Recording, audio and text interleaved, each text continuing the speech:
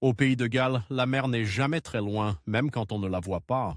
Elle est dans l'air, dans le sel qui ronge les ferrures, dans les histoires qu'on se passe à la veillée, dans les départs qui laissent des maisons à moitié vides. Vers 1640, quand naît Lionel Wafer, le monde britannique est un monde qui se déchire et qui s'ouvre en même temps les guerres civiles, les changements de régime, les sermons et les impôts. Et, à l'horizon, l'Atlantique comme une promesse et comme un piège. On imagine un garçon qui grandit avec des mains déjà utiles, des mains faites pour tenir, pour serrer, pour couper. Dans une société où la plupart des gens ne possèdent pas grand-chose, la compétence est une monnaie. Savoir réparer une charrue, recoudre une voile, poser une attelle. Et, plus rare encore, savoir toucher le corps humain sans trembler. La chirurgie au XVIIe siècle n'a rien de la médecine savante des universités. Elle est un métier de praticien, un art de l'atelier. On apprend par l'œil et par la répétition. On apprend l'odeur du sang, la couleur d'une plaie qui tourne mal, la différence entre une douleur qui crie et une douleur qui s'éteint. Le chirurgien n'est pas le médecin. Le médecin discute, cite les anciens, prescrit des saignées et des potions. Le chirurgien, lui, agit. Il coupe, il cautérise, il extrait. Il est proche du barbier, du maréchal ferrant, du boucher, parce qu'il travaille avec des lames et des pinces. Dans les villes portuaires, on le voit passer avec sa trousse, des lancettes pour ouvrir une veine, des aiguilles courbes et du fil. Pour suturer, des tenailles pour arracher une dent, des sondes pour chercher une balle, des scies pour l'amputation. Et puis les choses moins glorieuses, les bandes de toile, les compresses, les onguents à base de graisse, de résine, de térébenthine, de miel parfois parce que le miel, on le sait déjà, protège un peu. On ne parle pas encore de microbes. On parle de corruption, de putréfaction, d'humeur. On parle de mauvais air. On parle de chaleur qui mange la chair. Le jeune Wafer entre dans ce monde-là. On ne le voit pas dans une salle de cours, mais dans une pièce où la lumière vient de côté, où l'on travaille près d'une fenêtre parce qu'il faut voir. Il apprend à faire vite. La vitesse, c'est la pitié du chirurgien. Plus on traîne, plus on fait souffrir, plus on perd le patient. Et il apprend à faire avec peu.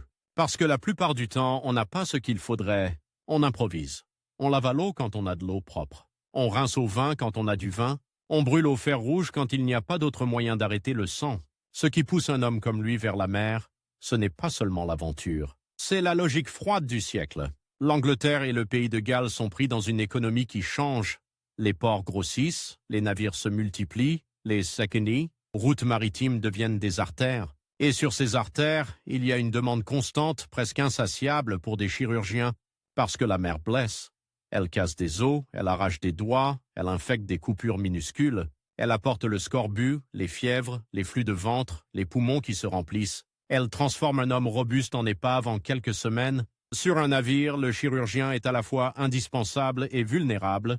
Indispensable parce que sans lui, une blessure banale devient une condamnation. Vulnérable parce qu'il n'est pas un combattant au sens strict.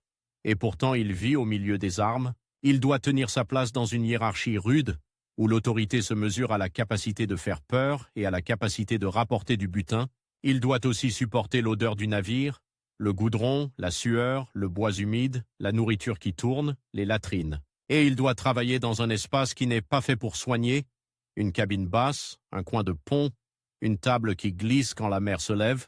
Dans les années 1670 et 1680, les Caraïbes sont un théâtre où les drapeaux changent vite. Les Espagnols ont l'empire le plus vaste, mais il est étiré, vulnérable, attaqué de partout. Les Français, les Anglais, les Hollandais, chacun a ses îles, ses ports, ses gouverneurs, ses corsaires. Et entre la guerre officielle et la paix officielle, il y a une zone grise, un brouillard épais, la flibuste. Des hommes qui naviguent avec des lettres de marque quand ça arrange, et sans rien quand ça n'arrange plus. Des hommes qui se disent compagnons, qui élisent parfois leur capitaine, qui partagent le butin selon des règles écrites à la hâte, et qui, dans le même mouvement, brûlent des villages, rançonnent des villes, prennent des otages. Le mot boucanier vient de la viande fumée, du boucan, ces grilles où l'on sèche la chair au feu lent. Au départ, ce sont des chasseurs, des hommes des marges, sur Hispaniola et ailleurs, qui vivent de la chasse aux bœufs sauvages et aux cochons qui vendent des peaux, qui fument la viande. Puis le monde se durcit. Les Espagnols veulent les chasser. Les autres puissances veulent les utiliser, et ces chasseurs deviennent des marins. Ils gardent le goût de la vie rude, du campement, du couteau. Ils deviennent flibustiers. Pour un chirurgien, entrer dans cette sphère, c'est entrer dans une économie de la blessure. La blessure y est constante, presque attendue. Un raid, c'est des chevilles tordues dans la mangrove. des mains coupées par une corde, des brûlures de poudre, des éclats de bois dans la peau, des balles de mousquet qui entrent et ne ressortent pas. C'est aussi des maladies tropicales, des fièvres qui montent la nuit, des frissons qui secouent un homme jusqu'à lui casser les dents, et c'est la faim, parce que les expéditions vivent sur le fil. On part avec des biscuits durs, du bœuf salé, du rhum, et on espère trouver du frais. Quand on ne trouve pas, le corps se vide. Wayfarer, lui, a quelque chose que ces hommes respectent. Il sait faire tenir un corps debout. Il sait recoudre un cuir chevelu ouvert par un sabre. Il sait réduire une fracture. Il sait parfois sauver un homme qui aurait dû mourir. Dans un monde où la mort est une compagne quotidienne, cette compétence donne un pouvoir discret, pas le pouvoir du capitaine, pas le pouvoir du canon. Un autre pouvoir, celui d'être nécessaire. Mais ce pouvoir a un prix. Le chirurgien de Flibuste n'est pas un saint. Il n'est pas au-dessus de la violence. Il la suit, il la rend possible. Quand un équipage sait qu'il a un chirurgien, il ose plus, il prend plus de risques. Il se dit que les pertes seront gérables. La trousse de chirurgie devient une pièce de l'armement, au même titre que la poudre et les balles. Et le chirurgien, même s'il ne tire pas, est dans la chaîne. On ne sait pas exactement à quel moment Wayfarer bascule définitivement vers cette vie, mais on le retrouve dans l'orbite des flibustiers, qui opèrent depuis les bases anglaises et françaises des Antilles, dans ce monde de port où l'on recrute à la taverne, où l'on signe sur un coin de table, où l'on boit pour oublier la peur et pour se donner du courage. Port-Royal en Jamaïque, par exemple, avant le grand tremblement de terre de 1692 qui avalera une partie de la ville. Port-Royal, c'est la réputation de débauche, oui, mais c'est surtout un nœud logistique. Des quais, des entrepôts, des charpentiers, des voiliers, des marchands, des tavernes pleines d'hommes qui ont de l'argent sale et qui veulent le dépenser vite. Un chirurgien y trouve du travail, beaucoup de travail. Dans ces ports, la frontière entre corsaires et pirates est une ligne tracée par la politique. Quand l'Angleterre est en guerre contre l'Espagne, les coups portés aux Espagnols peuvent être bénis, encouragés, récompensés. Quand la paix revient, les mêmes hommes deviennent embarrassants. On les pourchasse, on les amnistie, on les réutilise. Les gouverneurs jouent double jeu. Ils ont besoin de défendre leur colonie, et ils savent que les flibustiers sont une force militaire bon marché, mais ils savent aussi que ces hommes attirent les représailles et qu'ils peuvent se retourner contre n'importe qui. Wayfarer apprend à vivre dans cette ambiguïté, il apprend à ne pas poser trop de questions. Ou plutôt, il apprend à poser les questions qui comptent pour lui. Où trouver de l'eau douce, comment éviter que la viande salée ne rende malade, quel remède calme une dysenterie, comment traiter une plaie dans un climat humide où tout s'infecte. Il apprend aussi à observer les hommes. Le chirurgien voit ce que les autres ne voient pas, parce que les corps parlent. Un marin qui boit trop, ça se lit sur la peau, sur les yeux, sur les tremblements. Un homme qui a le scorbut, ça se lit sur les gencives qui saignent, sur les dents qui bougent, sur les jambes qui gonflent. Un homme qui a peur, ça se lit sur la respiration, sur la sueur froide. Et puis il y a la mer des Caraïbes elle-même, ce décor qui n'est pas un décor. Une mer chaude, parfois d'huile, parfois brutale. Des îles qui sentent la canne à sucre et la fumée. Des plantations où l'on produit une richesse immense avec une cruauté immense. Des marchés où l'on vend des êtres humains, des forts qui pointent leurs canons vers la mer, des récifs qui déchirent les coques, des moustiques qui font un bruit de scie dans la nuit. Dans ce monde, un chirurgien est aussi un homme de commerce. Il peut être payé en part de butin, il peut être payé en salaire, il peut être payé en promesses, et il doit négocier, parce que sa trousse coûte cher. Les instruments, il faut les acheter, les entretenir, les protéger de la rouille. Les médicaments, quand il y en a, viennent d'Europe ou des circuits coloniaux. Opium, quinquina, plus tard, mais déjà des poudres, des teintures, des huiles. Souvent, il n'a que des choses simples, alcool, vinaigre, herbes locales apprises sur place, graisse, bandage, et il doit faire durer. Un fil de suture, ça ne se gaspille pas. Une lame, ça s'affûte jusqu'à l'extrême.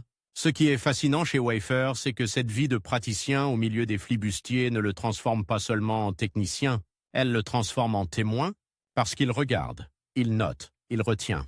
Il a cette curiosité qui, chez d'autres, serait un luxe, mais qui, chez lui, devient une manière de survivre.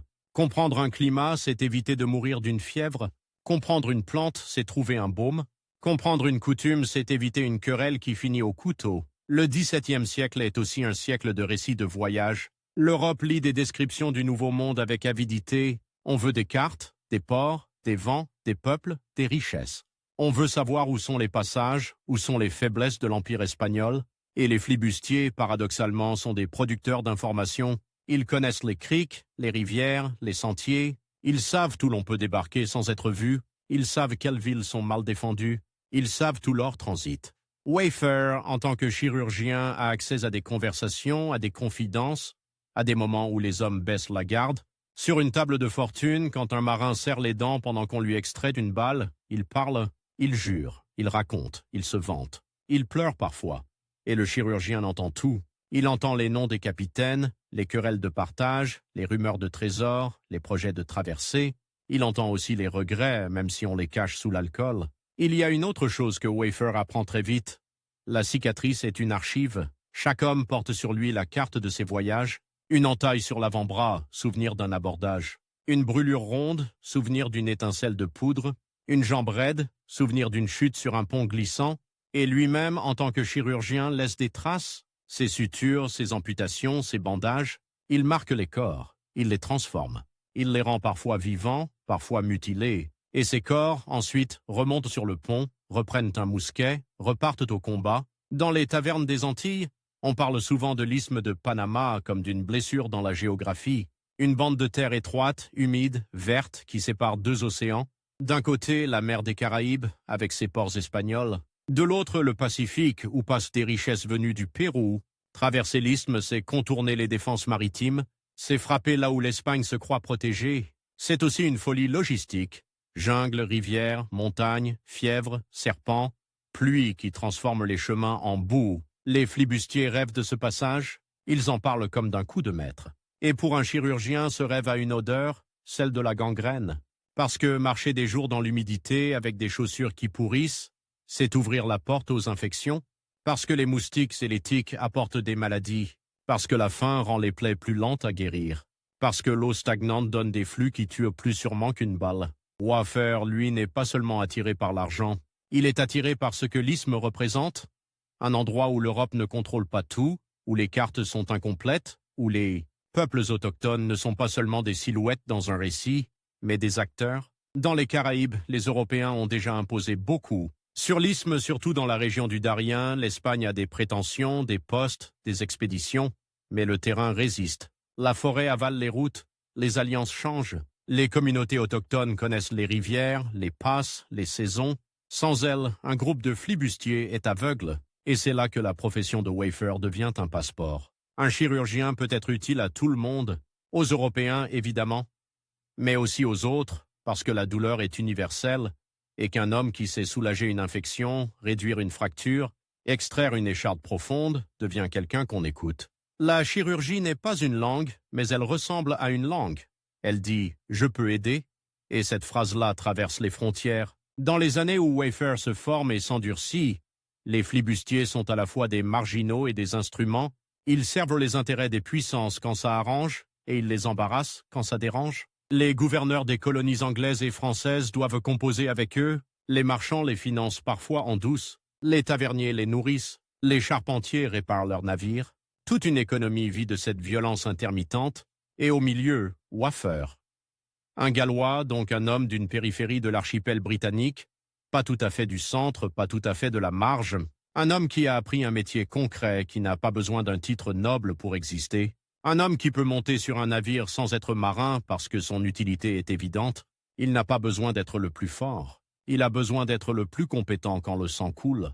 On peut presque sentir le moment où il comprend que sa vie ne sera pas celle d'un chirurgien de ville, installé, respecté, avec une clientèle stable. La ville, c'est la routine. La mer, c'est l'accélération. Sur mer, on vieillit vite, on gagne vite, on meurt vite, et on voit des choses que personne ne verra jamais depuis un cabinet. Des tempêtes qui font craquer les mâts comme des os, des combats où la fumée de poudre rend l'air irrespirable, des hommes qui tombent, qui glissent, qui se font piétiner, des cris qui se perdent dans le vent.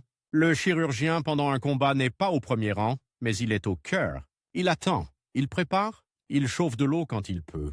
Il aligne ses instruments, il coupe des bandes de toile, il sait que dans 1 heure, dans 2 heures, on va lui apporter des corps. Et quand on les lui apporte, il n'a pas le luxe de la morale abstraite. Il a le luxe, très concret, de choisir.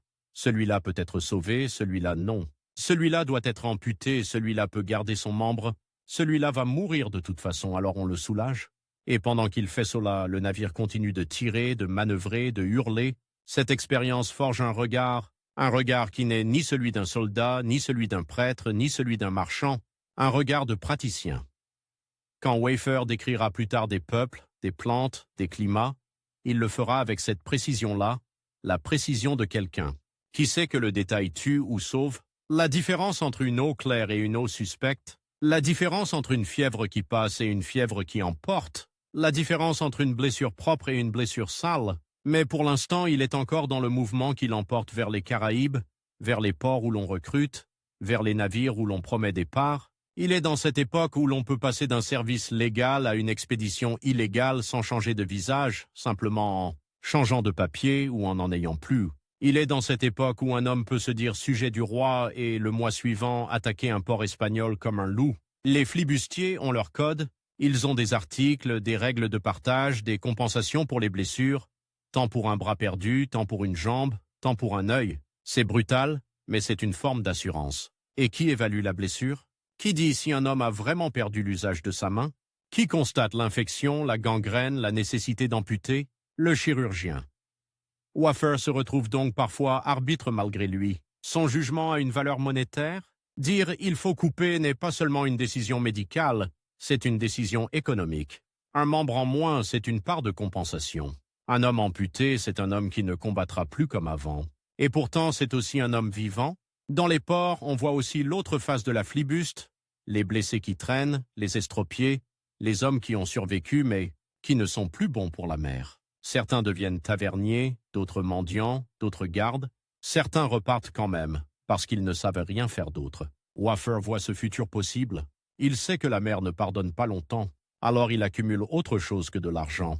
Il accumule des observations, il accumule des connaissances, comme si déjà il pressentait que ce qu'il verra devra être fixé quelque part, avant que la mémoire ne se dissolve dans le rhum et les années. Le monde caribéen est un carrefour de langues. Anglais, français, espagnol, néerlandais, créole, langues africaines, langues autochtones. Un chirurgien doit comprendre au moins les mots du corps, douleur, fièvre, sang, ventre, jambes. Il doit comprendre les gestes. Il doit comprendre quand un homme ment sur sa douleur pour obtenir une compensation et quand il minimise parce qu'il a honte. Il doit comprendre aussi les superstitions, les peurs, les remèdes populaires. Sur un navire, on croit à des choses. On croit aux signes. On croit aux malédictions. On croit que certaines blessures sont mauvaises. Le chirurgien, même s'il se veut rationnel, vit au milieu de ses croyances. Il doit composer. Il doit parfois laisser un homme porter un talisman parce que si cela le calme, cela aide. Et puis il y a l'Espagne, omniprésente comme une ombre. Les flibustiers se définissent souvent contre elle. L'Espagne, c'est l'or, c'est l'argent, c'est les galions, c'est les villes fortifiées. C'est aussi l'Inquisition dans l'imaginaire. Protestant, c'est l'ennemi commode. Mais l'Espagne, c'est surtout une puissance qui riposte. Des patrouilles, des expéditions punitives, des pendaisons. La flibuste n'est pas un jeu. Quand on se fait prendre, on ne négocie pas toujours. On finit au bout d'une corde, ou dans une prison humide, ou vendu comme esclave. Wafer sait cela. Il sait que sa trousse ne le protégera pas d'un gibet, et pourtant il continue. Parce que la mer, une fois qu'elle vous a pris, vous rend rarement. Parce que la compétence du chirurgien dans ce monde est une clé qui ouvre des portes qu'un homme ordinaire ne verrait jamais, parce qu'il y a dans cette vie une intensité que la terre ferme n'offre pas, et parce qu'il y a aussi, il faut le dire, une forme de justification intime, soignée même au milieu des pillages, c'est se dire qu'on n'est pas seulement un destructeur, c'est se dire qu'on répare quelque chose, même si l'on sait au fond que l'on répare pour que la machine continue.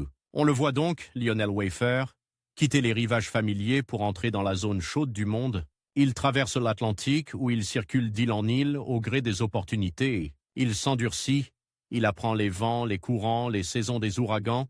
Il apprend à reconnaître dans le ciel la couleur d'une tempête. Il apprend à dormir quand il peut parce que le travail vient sans prévenir. Il apprend à manger vite, à boire quand l'eau est douteuse, à se méfier des fruits trop mûrs, à respecter les fièvres. Et surtout, il apprend que la mer des Caraïbes n'est pas seulement un espace de navigation, c'est un système. Un système où la violence est une ressource, où l'information est une arme, où la santé est un capital. Un système où un chirurgien gallois peut devenir un homme recherché, non pas pour sa bravoure, mais pour sa capacité à maintenir la force de travail. Un système où l'on peut passer d'un navire à un autre, d'un capitaine à un autre, parce que la loyauté est souvent une affaire de partage et de survie.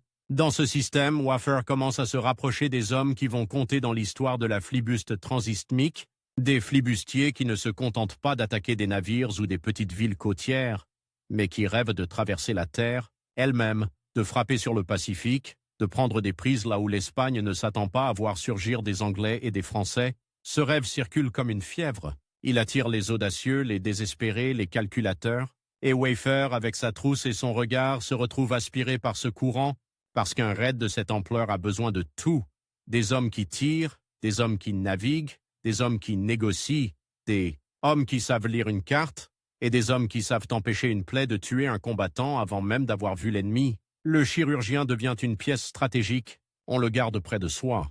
On le protège parfois. On l'écoute parfois. Et lui, en échange, accepte de marcher avec eux. Il y a quelque chose de presque ironique. La chirurgie, qui est censée être un art de la réparation, devient le sésame qui permet d'entrer dans les expéditions les plus destructrices. Waffer ne porte pas seulement des bandages. Il porte une permission implicite. Tant qu'il est là, on peut continuer. Tant qu'il est là, on peut tenter le coup de trop. Le pays de Galles s'éloigne alors comme un souvenir humide, une terre de collines et de pluie fine. Les Caraïbes prennent toute la place. La lumière crue, les ombres nettes, la peau qui brûle, les nuits pleines d'insectes, les ports, où l'on entend des rires et des menaces dans la même phrase. Et au milieu de cette lumière, un homme qui observe, qui soigne, qui apprend à changer d'alliance sans changer d'outil. La lame reste la même, le fil reste le même, le bandage reste le même. Seuls les drapeaux au-dessus des forts, eux, changent au gré des saisons politiques. Quand Waffer posera plus tard des mots sur ce qu'il a vu, il aura déjà derrière lui cette première métamorphose, celle d'un praticien, formé dans les îles britanniques, devenu homme de mer, devenu compagnon d'expédition où l'on vit de la prise et du risque, et déjà, sans qu'il le dise encore, son corps et ceux des autres portent les premières marques, des cicatrices comme des signatures, des bandages comme des passeports, et quelque part, au bout de cette route salée, l'isthme de Panama attend, étroit, vert, fiévreux, comme une plaie entre deux océans. Dans la flibuste, tout commence par une liste.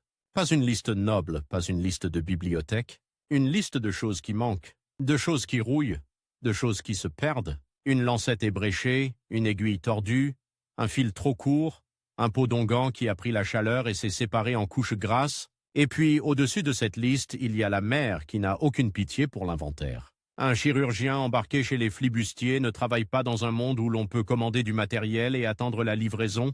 Il travaille dans un monde où l'on arrache, où l'on récupère, où l'on vole parfois, où l'on échange une bouteille de rhum contre un morceau de toile propre. La toile propre, c'est déjà une victoire. Parce que sur un pont, tout est sale. Le goudron colle, la poudre s'infiltre, le sel mange le métal, la sueur fait des auréoles. Le sang, lui, ne disparaît jamais vraiment.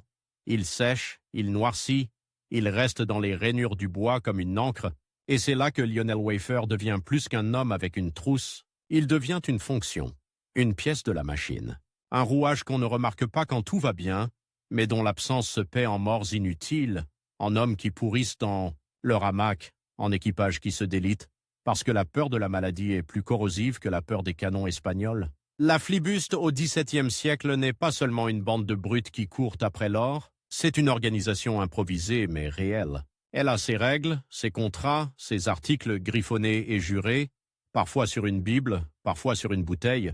On y fixe le partage du butin, la discipline, les compensations, et ces compensations disent tout, tant pour un bras, tant pour une jambe, tant pour un œil, tant pour un doigt.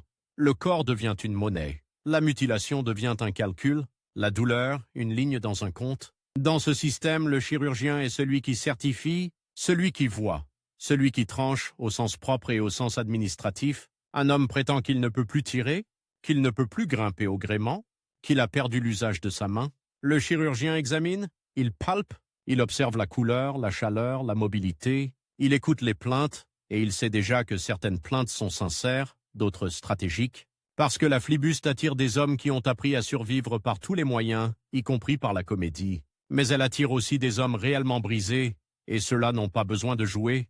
Leur corps parle pour eux. Le paradoxe, c'est que cette brutalité contractuelle ressemble à une forme de justice, une justice de bord, sans tribunal, sans robe, sans latin, une justice qui dit « Tu as risqué ton corps pour nous, nous te devons quelque chose si ce corps est détruit. » C'est froid, c'est utilitaire, et pourtant, dans un monde où l'État est loin, où les hôpitaux sont rares, où la charité est incertaine, cette règle-là peut sauver un homme de la mendicité, à condition qu'il survive assez longtemps pour toucher sa part, à condition que la gangrène ne gagne pas, à condition que le chirurgien ait eu la main assez rapide, toujours rapide. Sur un navire, la chirurgie n'a pas le luxe de la lenteur. La mer bouge, la table glisse, la lumière change, la chaleur fait tourner les plaies. Et surtout, la douleur n'est pas un concept, c'est un animal. Elle mord, elle fait hurler, elle fait s'évanouir, elle fait se débattre. On attache parfois le patient, on le fait tenir par 2 hommes, on lui met un morceau de cuir entre les dents, on lui donne du rhum quand il y en a, non pas pour le plaisir, mais pour l'oubli. L'oubli est un anesthésique pauvre, mais c'est celui du bord. Les blessures de flibuste ont leur typologie. Il y a les blessures nettes, presque propres, celles du sabre ou du coutelas. Une entaille qui ouvre la peau comme on ouvre une voile. Elle saigne beaucoup, mais elle se suture parfois mieux, si l'on agit vite. Il y a les blessures par balle de mousquet. Là, c'est autre chose. La balle n'est pas une aiguille. Elle écrase, elle déchire, elle emporte des fragments d'os. Elle laisse dans la chair des morceaux de tissu, des éclats de bois, des saletés. La plaie est un sac de corruption, dirait-on alors. Et le chirurgien doit décider, chercher la balle au risque d'aggraver ou laisser au risque d'infection. Il sonde avec une tige. Il sent la résistance. Il sent parfois le métal. Il extrait avec des pinces, et quand il n'extrait pas, il sait qu'il laisse une menace. Il y a les éclats. Les éclats sont les plus traîtres. Un combat naval, ce n'est pas seulement des projectiles qui frappent des hommes, c'est des projectiles qui frappent du bois, et le bois devient projectile. Une bordée arrache une lisse, et la lisse éclate en aiguilles. Ces aiguilles entrent dans les joues, dans les yeux, dans les cuisses. Elles se cassent, elles restent, elles s'infectent. Et elles font souffrir longtemps, bien après que la fumée s'est dissipée. Il y a les brûlures de poudre, petites, multiples, comme une pluie de feu.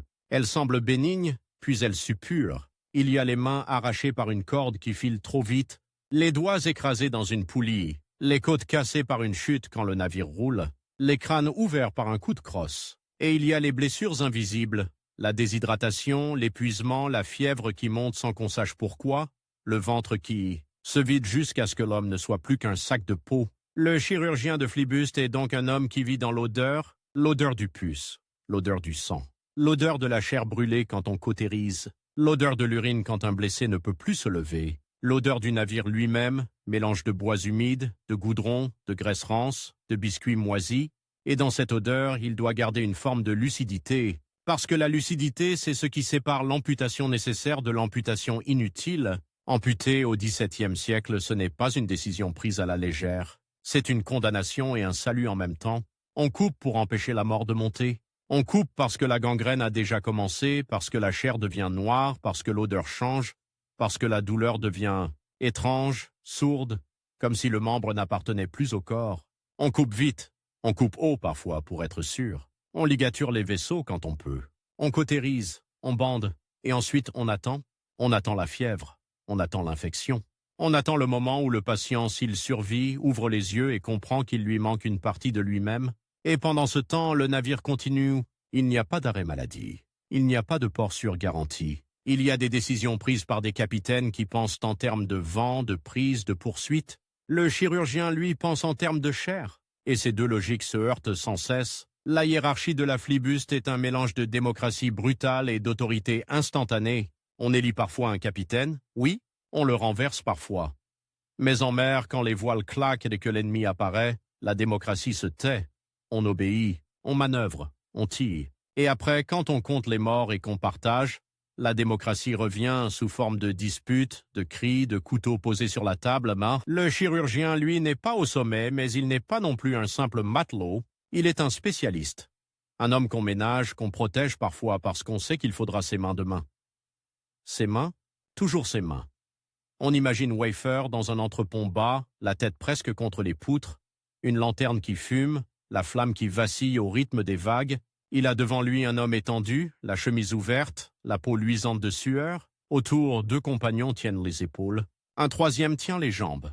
Le blessé a les yeux écarquillés, pas seulement de douleur, mais de peur. La peur de ce que la lame va faire. Wafer parle peu. Il n'a pas besoin de discours. Il a besoin de place. Il a besoin d'eau. Il a besoin que quelqu'un ne renverse pas la lanterne. Il pose ses instruments sur un morceau de toile. Il choisit. Il coupe. Et il sait que, dans ce monde, la réussite n'est pas la guérison parfaite. La réussite, c'est que l'homme puisse remonter sur le pont, même boiteux, même avec un bandage, même avec une cicatrice qui tirera toute sa vie. La cicatrice devient alors un signe d'appartenance. Dans les tavernes de Port-Royal, de Tortuga, de la côte de Saint-Domingue, on reconnaît les hommes à leur marque. Un ancien d'abordage a souvent une entaille sur le visage, parce que le visage est exposé. Un homme qui a servi au canon a des brûlures, des sourcils roussis. Un homme qui a beaucoup marché dans la mangrove a des jambes couvertes de piqûres, de plaies mal fermées. Et le chirurgien, paradoxalement, est celui qui fabrique ces signes. Il ferme la peau. Il laisse une ligne. Il laisse une signature involontaire. Mais la flibuste n'est pas seulement une suite de combats. C'est une attente. Une attente longue, nerveuse, où l'on guette une voile à l'horizon, où l'on écoute les rumeurs de cargaison, où l'on négocie des alliances, où l'on recrute. Et dans cette attente, les maladies font plus de ravages que les Espagnols. Le scorbut, par exemple, on le connaît sans le comprendre et on sait qu'il vient quand on mange trop longtemps du salé, du sec, du vieux. On voit les gencives gonfler, saigner, on voit les dents se déchausser, on voit des bleus apparaître sans cou, on voit les jambes enflées, les plaies anciennes se rouvrir comme si le corps perdait la mémoire de la cicatrisation. On essaie des remèdes, agrumes quand on en trouve, herbes fraîches, décoctions. On ne parle pas de vitamine C, évidemment. On parle de fraîcheur qui manque au sang. Et le chirurgien, encore une fois, est au centre.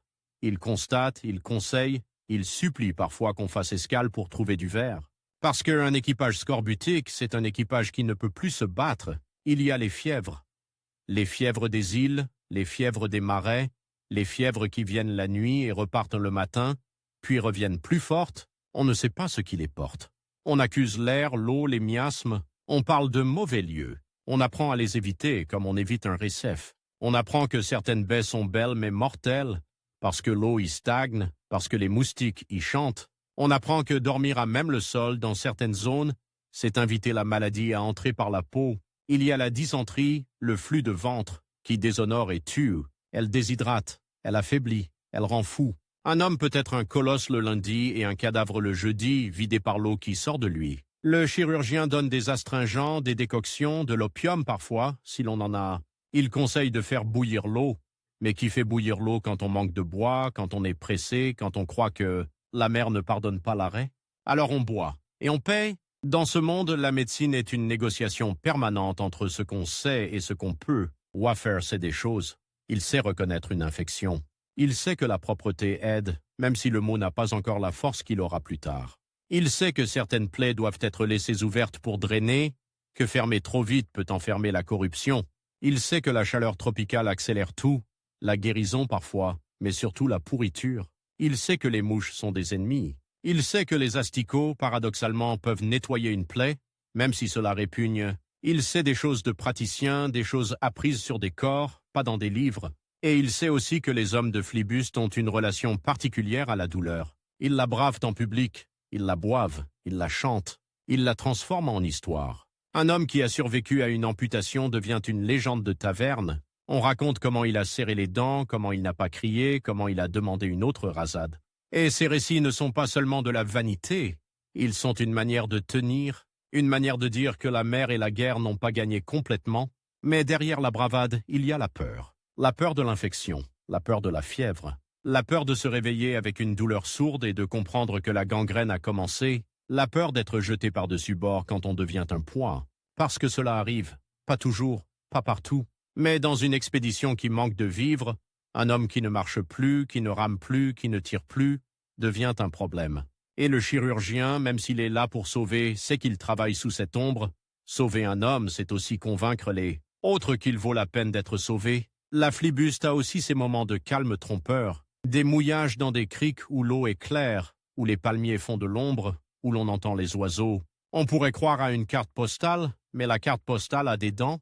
Dans ces criques, on répare les voiles, on gratte la coque, on chasse, on pêche. On cherche du bois, de l'eau douce. Et Waffer, dans ces moments-là, devient presque un apothicaire. Il collecte, il observe les plantes, il demande aux habitants, quand il y en a, ce qui calme une brûlure, ce qui fait tomber une fièvre, ce qui arrête un saignement. Il apprend des remèdes locaux, pas par romantisme, mais par nécessité, parce que les peaux venues d'Europe se vident vite et que la mer ne transporte pas des pharmacies. Il y a aussi la violence qui ne fait pas de bruit. La violence des plantations, visible depuis la mer quand on approche du Nil, les champs de canne, les moulins, les fumées, les silhouettes au travail, la richesse sucrée. Et derrière, l'esclavage qui est l'arrière-plan constant de ce monde caribéen, les flibustiers ne sont pas en dehors de ce système. Ils le pillent parfois, ils le servent parfois, ils le prolongent. Ils achètent, ils vendent, ils capturent. Un chirurgien, là encore, se trouve dans une position étrange. Il soigne des hommes qui profitent de cette économie et il peut aussi être appelé à soigner des esclaves, parce qu'un esclave malade est une perte pour un propriétaire. La médecine devient un outil de rendement, et le praticien, s'il veut manger, s'il veut rester utile, doit naviguer dans cette réalité sans se briser. Dans les ports, la flibuste se nourrit de rumeurs, une rumeur de galions chargés, une rumeur de ville mal défendue, une rumeur de gouverneur complaisant, une rumeur de guerre imminente qui rendra les attaques légales, et ces rumeurs circulent dans des lieux précis, les tavernes, les quais, les ateliers de charpentiers, les marchés. Wayfarer, en tant que chirurgien, a accès à des espaces où l'on parle sans trop se méfier. On parle quand on souffre, on parle quand on a peur, on parle quand on est ivre, et le chirurgien entend des noms, des routes, des projets. Il entend surtout un nom qui revient comme un refrain dans les années 1880, Panama. Pas la ville seulement, mais l'idée d'un passage, l'idée d'un coup qui contourne la mer et frappe l'autre mer, l'idée de traverser l'isthme, de marcher dans la jungle, de surgir sur le Pacifique comme un mauvais rêve, de prendre des navires espagnols là où ils se croient à l'abri. Cette idée-là a déjà une histoire. En 1671, Henry Morgan a traversé l'isthme et a pris Panama, exploit devenu légende et scandale. La flibuste a retenu la leçon. La terre peut être une route si l'on trouve des guides, si l'on trouve des alliés, si l'on accepte de payer le prix en fièvre et en mort. Et ce prix, Wayfarer le connaît avant même de le payer. Il le devine. Il le sent dans les pieds gonflés des hommes qui reviennent de marche. Il le voit dans les plaies qui ne sèchent jamais quand on vit dans l'humidité. Il le voit dans les infections de peau, dans les ulcères, dans les jambes couvertes de croûte. Il le voit dans les yeux jaunis de ceux qui ont eu des fièvres longues. Il le voit dans les ventres ballonnés, dans les corps amaigris. La jungle pour un chirurgien n'est pas un décor exotique. C'est un laboratoire de pourriture. La flibuste en opération, c'est aussi une logistique de fortune. On ne part pas avec des uniformes et des caisses bien étiquetées. On part avec ce qu'on a. Des mousquets de qualité variable, des poudres parfois humides, des balles coulées à la hâte, des couteaux, des haches, des cordes, des barils de biscuits, du bœuf salé, du rhum, et puis, quand on peut, des choses précieuses, des médicaments, des bandages, des aiguilles, du fiel.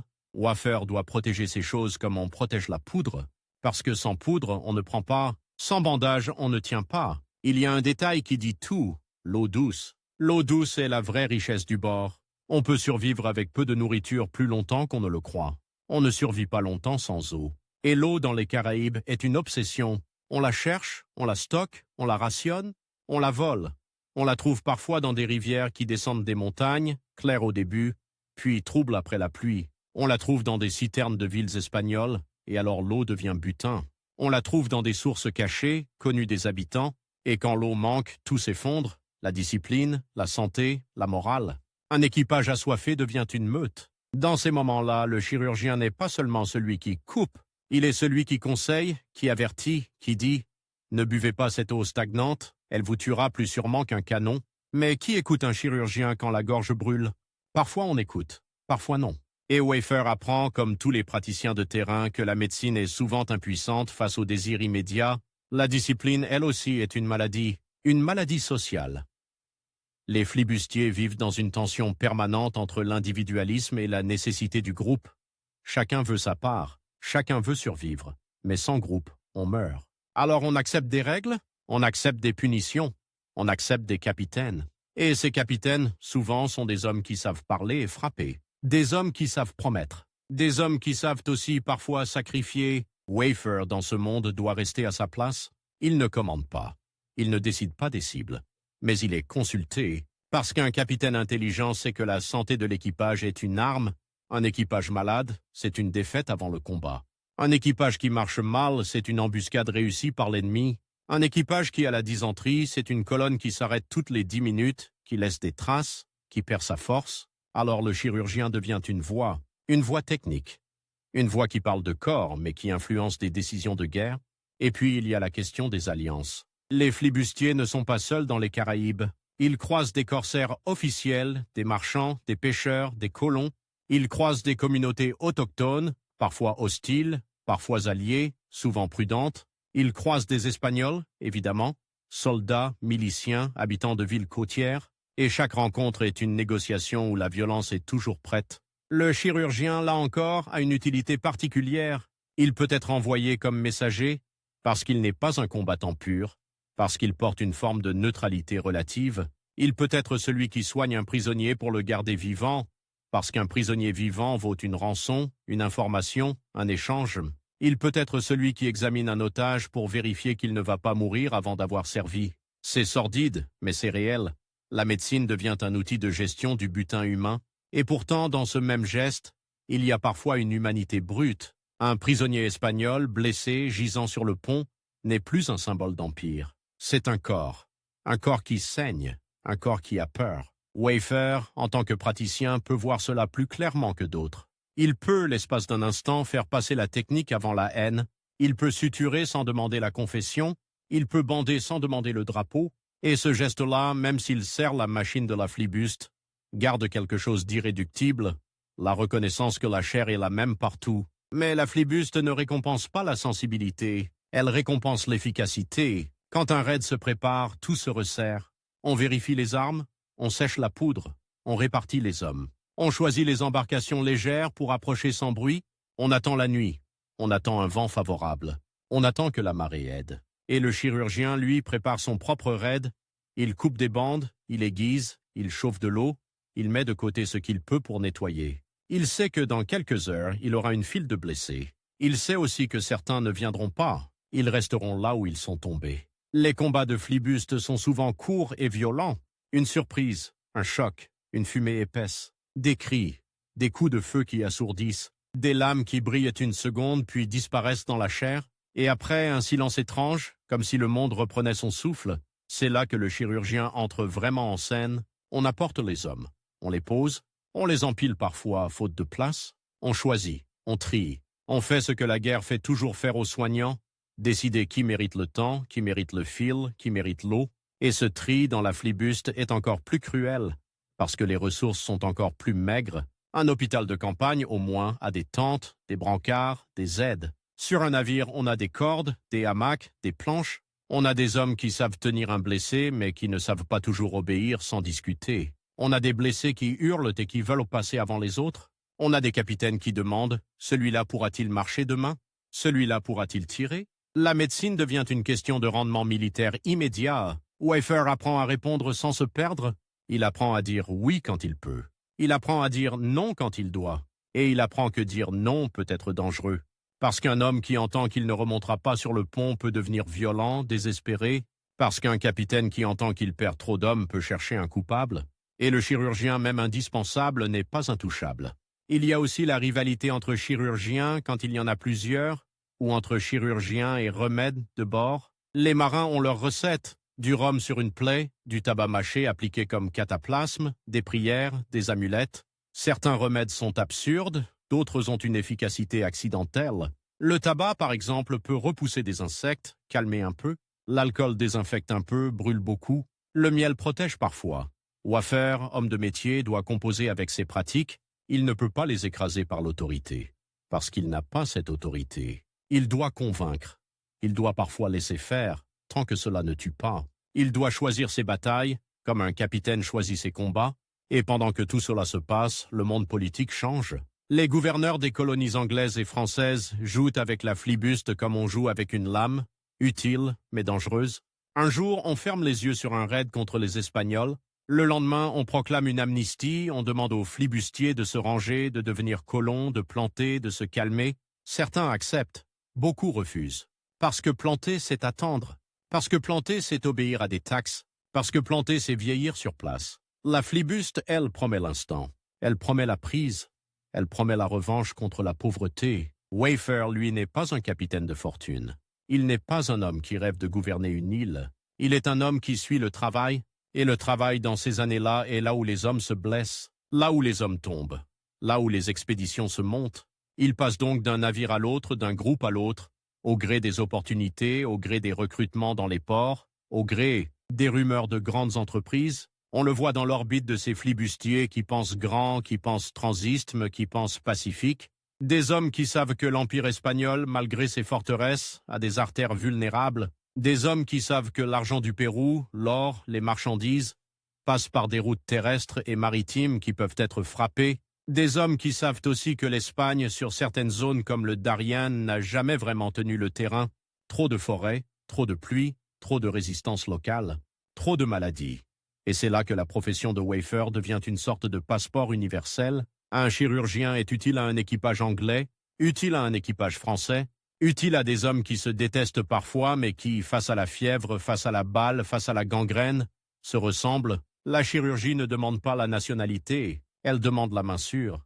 Mais cette mobilité a un coût moral. Parce que suivre le travail ici, c'est suivre la violence. C'est être présent quand on brûle une ville côtière pour forcer une rançon.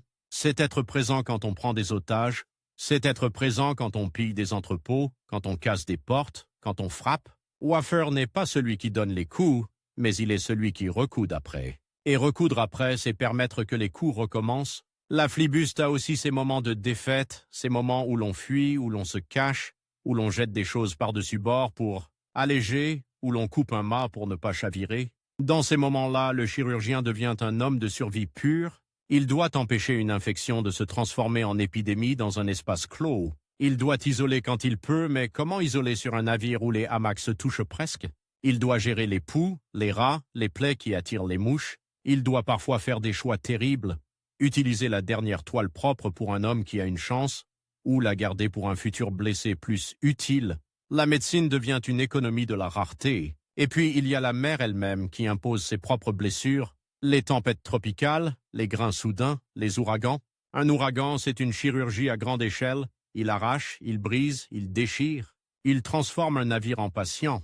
On coupe des cordages comme on coupe un membre gangrené pour sauver le reste et on jette des canons à la mer. On perd des hommes, emportés par une vague, disparus sans cri. Et après la tempête, il reste des corps meurtris, des fractures, des contusions, des plaies ouvertes par des éclats de bois. Wafer travaille alors sans ennemi humain, mais avec un ennemi plus ancien, l'océan. Dans les ports, quand on revient, il y a une autre scène, plus silencieuse, celle des réparations humaines. Les hommes blessés qui ne peuvent plus repartir tout de suite, ceux qui boitent, ceux qui ont un moignon encore frais, ceux qui ont perdu un œil et qui apprennent à viser autrement, ceux qui ont des cicatrices qui tirent quand il pleut. Ils traînent dans les ruelles, dans les tavernes, sur les quais. Ils racontent, ils exagèrent, ils se taisent parfois, et Wafer les voit. Il voit ce que la flibuste produit sur le long terme, une population d'hommes cassés mais vivants qui ne savent plus très bien où est leur place sur Terre. C'est aussi dans ces ports que Wafer peut parfois respirer, acheter un peu de matériel, faire affûter une lame, trouver du fil, trouver de l'alcool plus pur, trouver des herbes, et surtout entendre les nouvelles d'Europe, les changements de guerre et de paix, les proclamations, les interdictions, entendre que tel gouverneur a décidé de sévir, entendre que tel autre ferme les yeux, entendre que l'étau se resserre, lentement, sur la flibuste, parce que les puissances veulent contrôler, taxer, stabiliser, mais la stabilisation est un mot qui ne tient pas bien dans les Caraïbes. Trop de distance, trop d'intérêt, trop de corruption, trop de besoins. Les colonies ont besoin de défense. Les flibustiers offrent une défense agressive, on les utilise, on les condamne, on les réutilise. Et dans ce va-et-vient, Wafer continue de pratiquer, de survivre, d'apprendre. Il apprend aussi quelque chose de plus subtil. La géographie du corps ressemble à la géographie des îles, des passages étroits, des zones dangereuses, des courants invisibles. Une plaie mal placée peut tuer comme un récif mal cartographié peut couler un navire. Une infection peut se propager comme une rumeur. Une fièvre peut décimer un équipage comme une embuscade. Et l'isthme, ce morceau de terre dont on parle tant, commence à prendre dans son esprit une forme presque anatomique, une bande de chair entre deux masses d'eau, une zone humide où tout s'infecte, un endroit où la moindre erreur se paye. Les flibustiers, eux, parlent de l'isthme avec des mots de butin. Ils parlent de l'or qui passe, des mules chargées, des villes du Pacifique, des navires surpris. Ils parlent de gloire, de revanche, de fortune. Wafer, lui, entend autre chose derrière ces mots.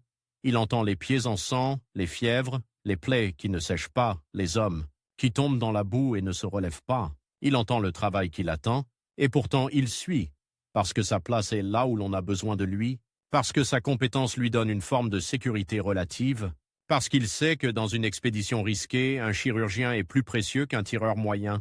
Parce qu'il sait aussi que cette vie, aussi dure soit-elle, lui offre quelque chose que la terre ferme ne lui aurait peut-être jamais donné.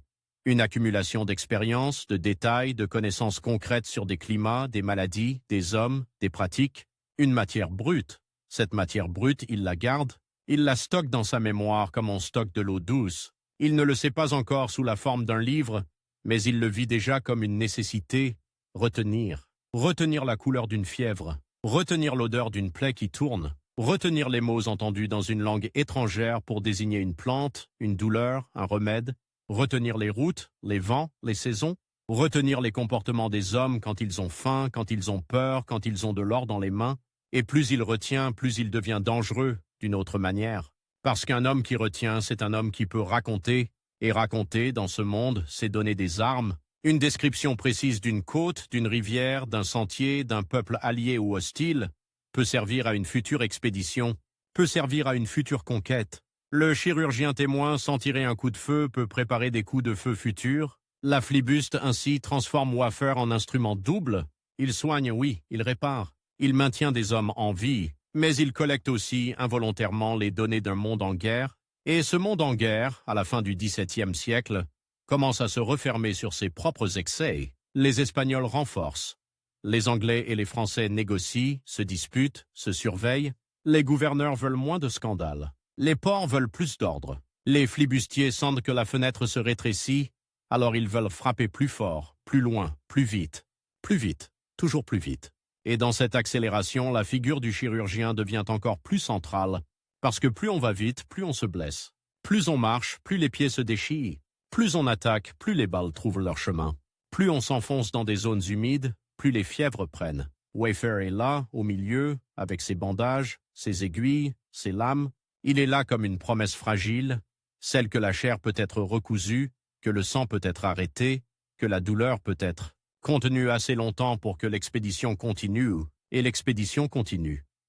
Dans les nuits caribéennes, quand le vent tombe et que la mer devient noire, on entend parfois le navire craquer comme un vieux corps, on entend les hommes respirer, ronfler, tousser, on entend un blessé gémir dans l'ombre. Wafer, lui, ne dort pas toujours. Il veille, il écoute. Il sait que la moindre plainte peut annoncer une infection. Il sait que la moindre fièvre peut annoncer une épidémie. Il sait que la moindre querelle peut finir au couteau et que le couteau, ensuite, finira sur sa table. La table du chirurgien est un endroit où les mythes se dissolvent. Le courage, la lâcheté, la haine, la bravoure, tout cela devient secondaire quand un homme saigne. Le sang ne ment pas. La chair ne ment pas. Et pourtant, autour de cette table, la flibuste continue de se raconter des histoires de fortune, de liberté, de revanche contre l'Espagne. Wafer, lui, voit la liberté sous un autre angle, la liberté de changer de camp, de navire, de drapeau, tant que l'on reste utile, la liberté de survivre par la compétence, la liberté de se justifier par le soin, mais cette justification est fragile. Elle tient comme un bandage dans l'humidité, elle se détend, elle se salit, elle finit par coller à la plaie. Et plus Wafer soigne, plus il comprend que son art, ici, n'est pas seulement un art de sauver. C'est un art de prolonger la vie, prolonger la violence, prolonger une époque. Une époque qui, quelque part, se dirige vers cette bande de terre étroite dont on parle tant, vers cette plaie géographique entre deux océans, vers l'isthme, où la chirurgie ne sera plus seulement celle des corps, mais celle de la marche, de la jungle, des alliances instables. Et Wafer, sans le dire, sans le proclamer, s'y prépare déjà, en aiguisant ses lames, en économisant son fil, en observant les hommes, qui boitent, en regardant les cicatrices comme on regarde une carte. Parce qu'ici, dans la flibuste en opération, la carte la plus fiable, ce n'est pas toujours le papier, c'est la peau, c'est la cicatrice, c'est le bandage. C'est le corps qui garde la mémoire de chaque erreur, de chaque victoire, de chaque fuite. Et Lionel Wafer, chirurgien gallois devenu compagnon de coups de main, lit cette mémoire-là comme d'autres lisent les étoiles. La terre apparaît d'abord comme une odeur. Avant même qu'on distingue une ligne verte à l'horizon, avant même que les hommes sur le pont se mettent à parler plus bas, comme si la forêt pouvait entendre, il y a ce changement dans l'air, une humidité lourde, sucrée, presque rance, mêlée de feuilles écrasées et de vases.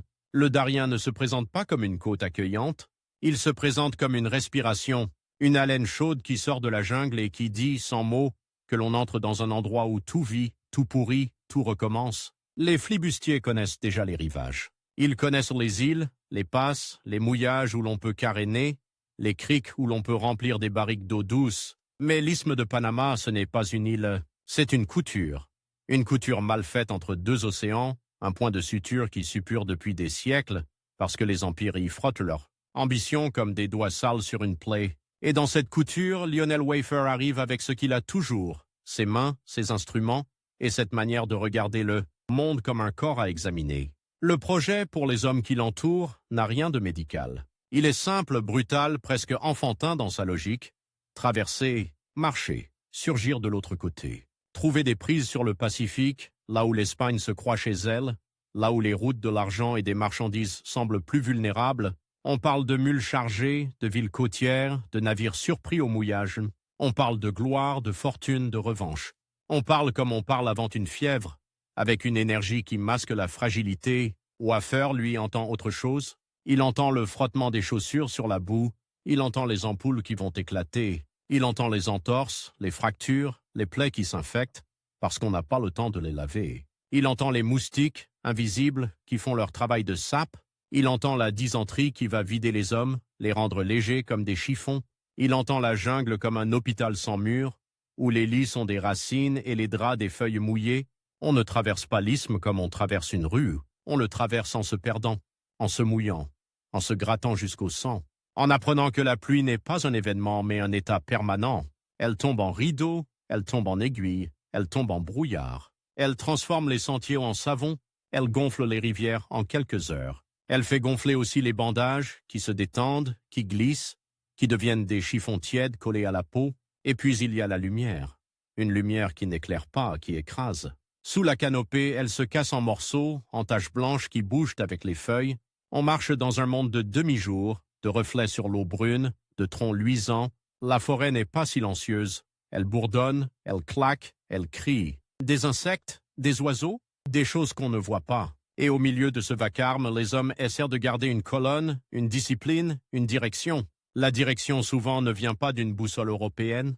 Elle vient des guides, des hommes du pays, des peuples qui connaissent les rivières, les crêtes, les marécages, les endroits où l'on peut passer sans s'enfoncer jusqu'à la taille. Les Européens, même armés, même nombreux, sont des aveugles ici. Ils ont des mousquets, oui, ils ont des lames, mais ils n'ont pas la carte vivante. Et cette carte vivante, ce sont les Kuna, qu'on appellera plus tard Kuna puis Guna, habitants de ces régions du Darien, maîtres d'un territoire que l'Espagne prétend posséder sans jamais vraiment le tenir. Les relations entre flibustiers et Kuna ne sont pas une idylle, elles sont une transaction, une alliance de circonstances faite de méfiance et d'intérêt. Les Kuna ont leurs propres ennemis, leurs propres calculs, leurs propres raisons de jouer avec ces étrangers qui viennent de la mer. Les flibustiers, eux, ont besoin de guides, de nourriture, d'informations, et au milieu, Wafer, avec sa trousse, devient une monnaie particulière, un homme capable de soigner, donc un homme qu'on peut garder, en vie, qu'on peut protéger, qu'on peut utiliser. La blessure arrive comme arrivent souvent les accidents dans ce genre d'expédition, sans héroïsme, sans fanfare, un coup de feu maladroit, une étincelle, une charge de poudre qui s'enflamme trop près de la peau. La poudre noire n'est pas seulement une promesse de violence contre l'ennemi, c'est une substance qui mord celui qui la manipule. Elle brûle en grains, elle s'incruste, elle laisse des points noirs dans la chair comme une pluie de charbon. Wafer se retrouve atteint, et ce n'est pas une blessure qui tue sur le coup. C'est pire d'une certaine manière, une blessure qui ralentit, qui oblige à choisir. Choisir dans la jungle, c'est tout. Continuer avec la colonne, au risque de tomber et d'être abandonné. Ou s'arrêter, au risque d'être capturé, tué ou simplement avalé par la forêt. Les flibustiers ne sont pas une armée régulière avec des brancards et des ambulances. Ils sont une bande en marche, tendue vers un objectif. Un homme qui ne suit plus devient un problème. Et même si l'on respecte le chirurgien, même si l'on sait qu'il est utile, la jungle impose sa logique. On ne porte pas longtemps. Un adulte blessé dans la boue, sous la pluie, avec des vivres limités. C'est là que l'alliance avec les Kuna cesse d'être un simple arrangement de guide et devient, pour Wafer, une question de survie immédiate. Il est séparé du gros de l'expédition, isolé.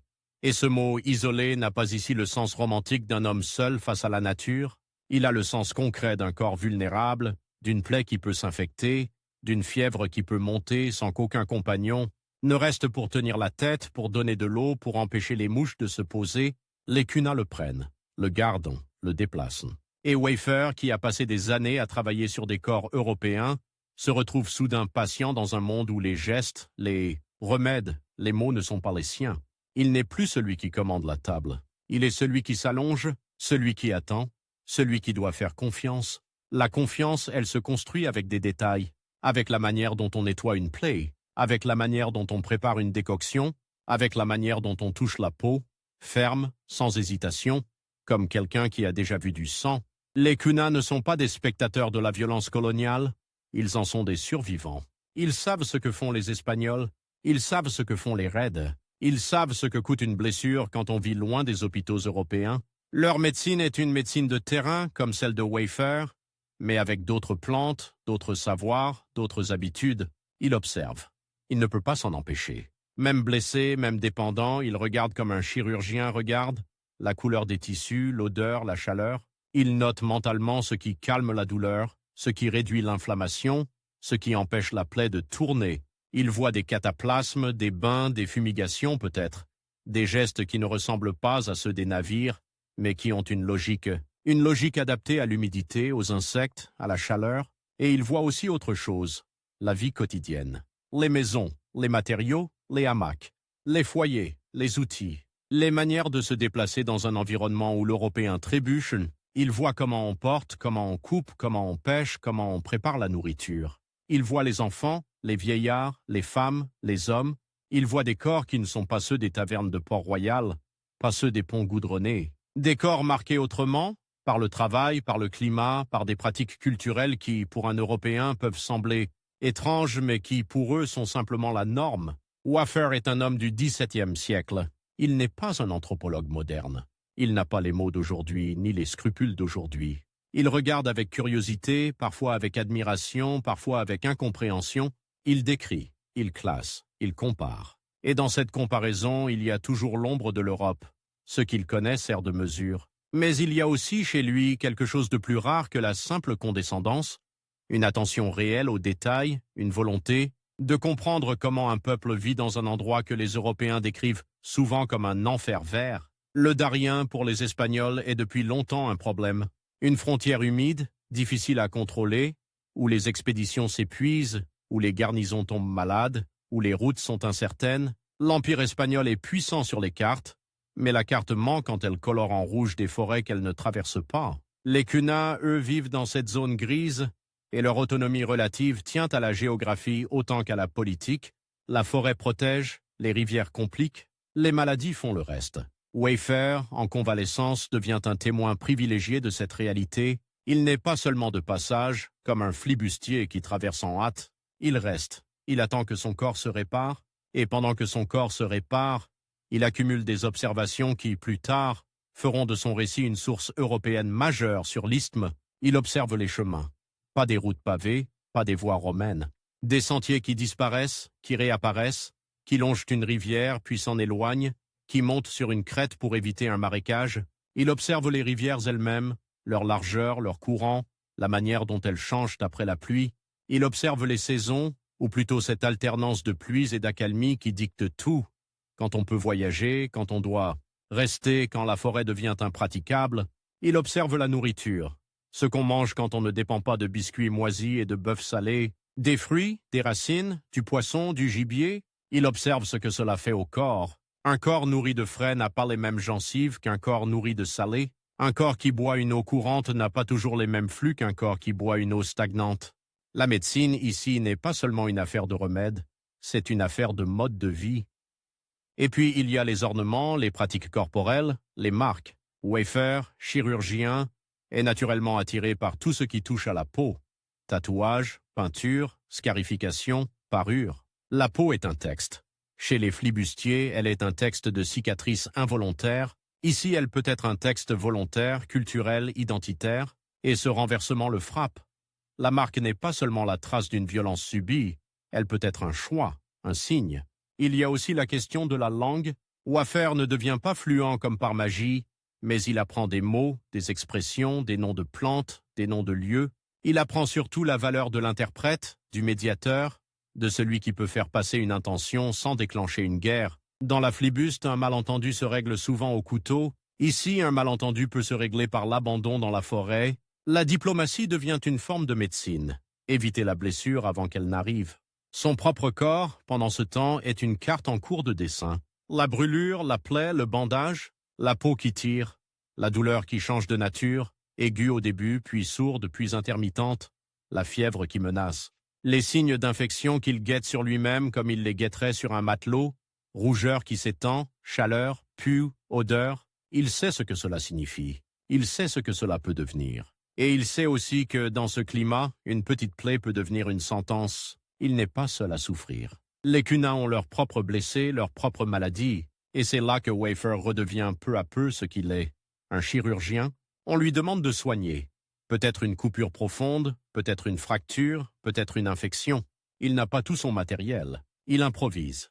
Il utilise ce qu'on lui donne, il adapte ses gestes, et ce faisant, il gagne une place, pas une place de chef, une place d'homme utile, une place qui protège. Cette utilité est un fil tendu, elle peut se rompre, parce que Wafer reste associé malgré lui aux flibustiers. Il est l'un d'eux, même s'il est différent. Il vient de la mer, de ces hommes qui attaquent, qui pillent, qui brûlent. Les Cuna peuvent l'aider aujourd'hui et le livrer demain, si cela sert leurs intérêts, si cela évite une vengeance espagnole, si cela équilibre une alliance. La jungle n'est pas un refuge moral, c'est un espace de stratégie. Et pourtant, dans ce jeu dangereux, Wafer trouve le temps de regarder la nature avec l'œil d'un praticien, les plantes médicinales, les résines, les écorces, les animaux, les serpents, les insectes. Il voit ce qui pique, ce qui mord, ce qui infecte.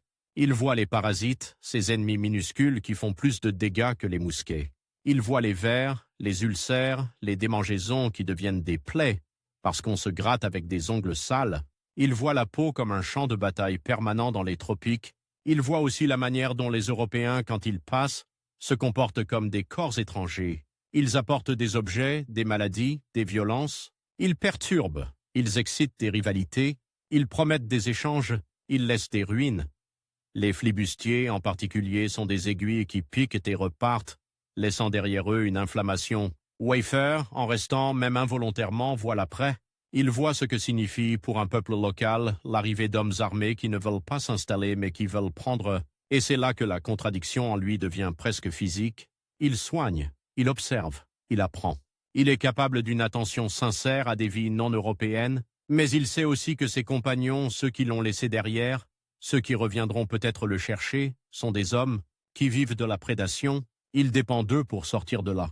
Il dépend d'eux pour retrouver un monde où il pourra exercer, gagner, survivre. Son bandage, en quelque sorte, est attaché à leur violence. Le temps passe dans une lenteur moite.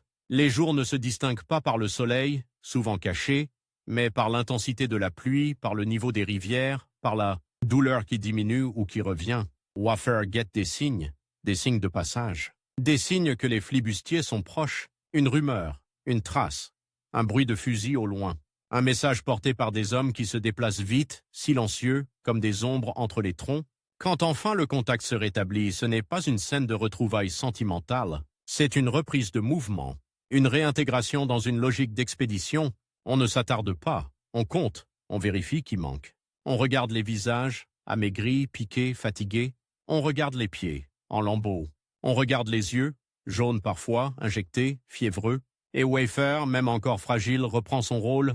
Il redevient celui qui examine, qui tranche, qui décide si un homme peut marcher ou s'il doit être laissé. La marche transisthmique dans ces années-là est une entreprise qui se nourrit de mythes anciens, l'exploit de Morgane, les récits, de prises fabuleuses, mais qui dans la réalité ressemble à une longue séance de chirurgie sans anesthésie. Chaque jour, on coupe quelque chose, un bout de tissu pour faire un bandage, un morceau de chaussure pour soulager un orteil, une lanière pour attacher une attelle. Chaque jour, on draine des abcès, on perce des ampoules, on nettoie des plaies avec de l'eau douteuse. Chaque jour, on lutte contre la macération, cette pourriture lente de la peau qui reste humide trop longtemps. Les armes, dans la jungle, deviennent presque secondaires. Elles rouillent, la poudre s'humidifie, les mèches s'éteignent, les mousquets deviennent lourds, encombrants. Le vrai combat, c'est contre le terrain, contre la faim, contre la soif, contre la fatigue. Et contre la peur aussi, parce que l'Espagne n'est jamais loin. Il y a des patrouilles, des milices, des embuscades possibles. Il y a des informateurs. Il y a des villages qui peuvent prévenir. La jungle cache, mais elle trahit aussi. Une colonne laisse des traces, casse des branches, fait du bruit, effraie les oiseaux. Wayfarer, au milieu de cette tension, continue d'observer les Kuna parce qu'ils restent essentiels.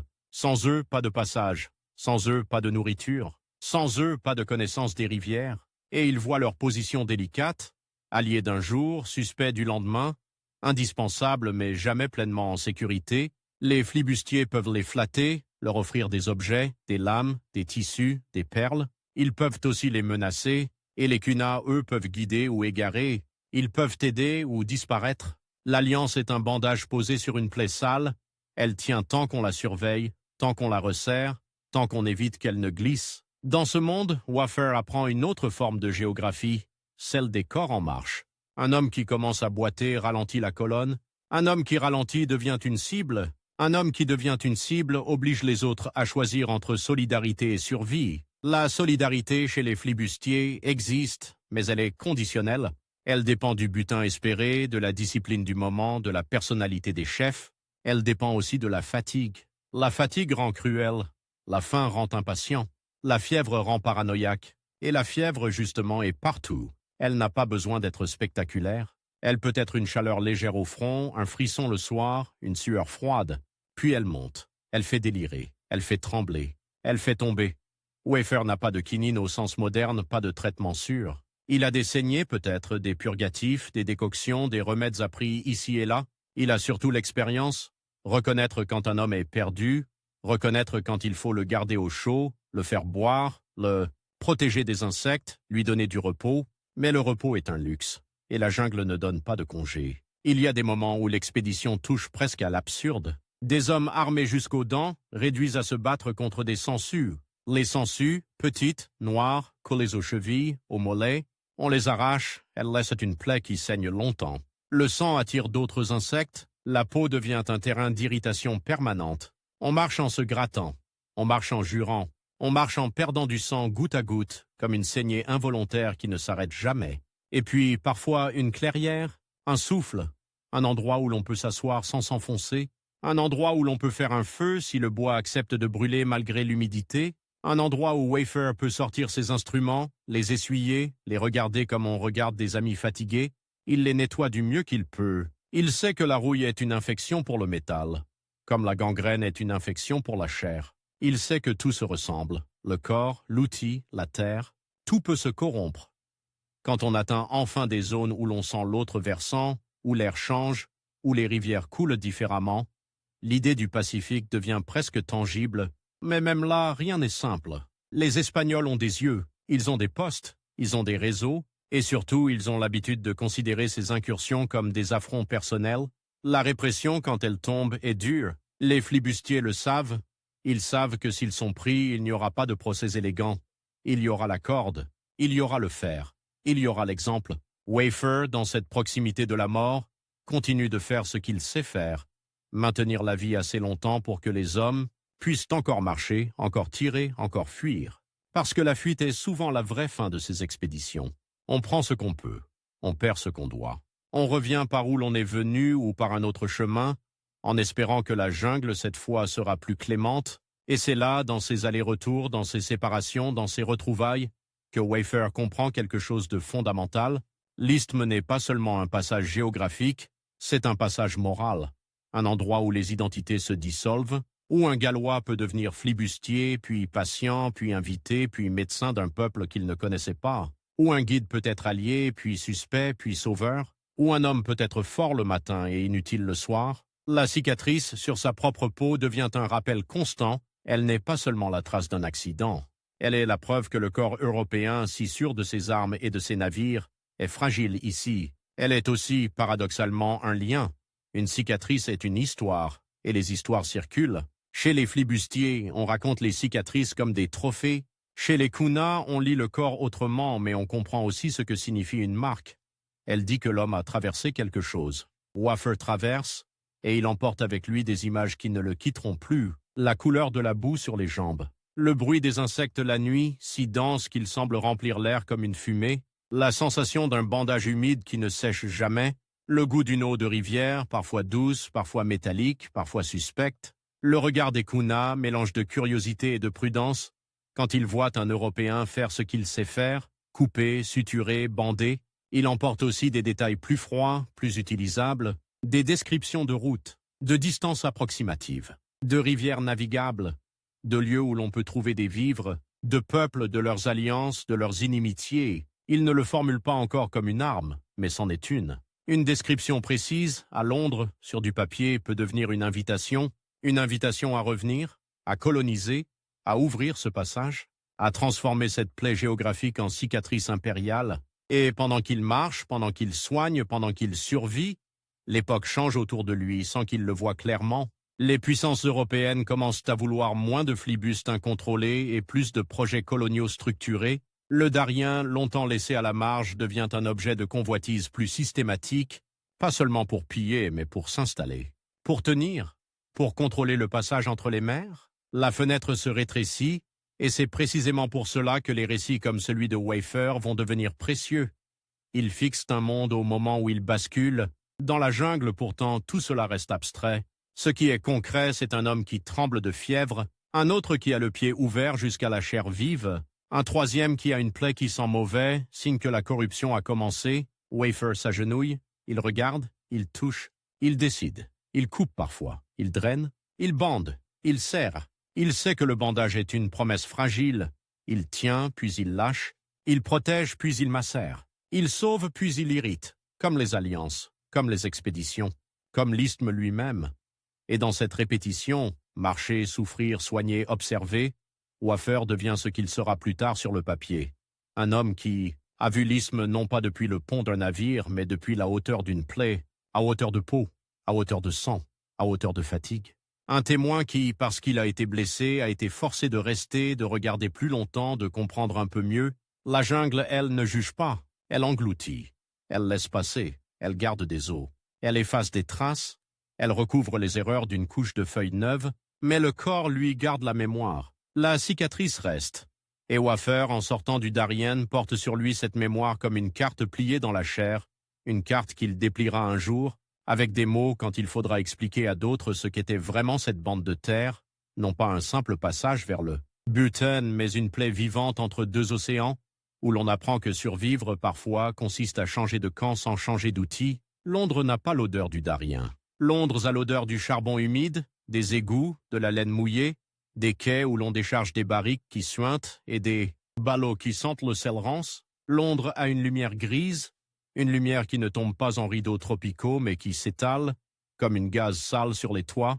Et pourtant, quand Lionel Wafer revient vers ce monde-là, ce n'est pas seulement un retour géographique, c'est un changement de peau. Dans les tropiques, la peau est toujours en danger. Elle macère, elle se fend, elle s'infecte, elle se couvre de piqûres. À Londres, la peau se cache sous des couches de tissu, sous des manches, sous des cols. On se protège du froid, pas des moustiques. On se protège de la pluie fine, pas des pluies qui vous lavent jusqu'à l'os. Et Wafer, lui, porte encore sur lui une autre météo, celle de la jungle. Une cicatrice qui tire quand l'air est humide, une mémoire de bandage qui ne sèche jamais, une manière de regarder les mains des gens, leurs ongles, leurs gencives, comme si chaque corps était un navire qui peut prendre l'eau. Il n'est pas un grand capitaine. Il n'est pas un gouverneur, il n'est pas un homme de cour, il est chirurgien, un métier qui au XVIIe siècle vous place dans une zone étrange, indispensable mais rarement honorée. On vous appelle quand ça saigne, on vous remercie quand ça cicatrise, on vous oublie quand ça va mieux. Et dans la flibuste, cette logique est encore plus brutale. Le chirurgien est un outil, comme une hache ou une pompe de cale. On le respecte parce qu'on a peur de finir manchot au borgne ou mort d'une infection qui commence par une écharde. Ce qu'il ramène, ce n'est pas un coffre de pièces d'argent. Ce qu'il ramène, c'est un trésor plus discret et plus dangereux.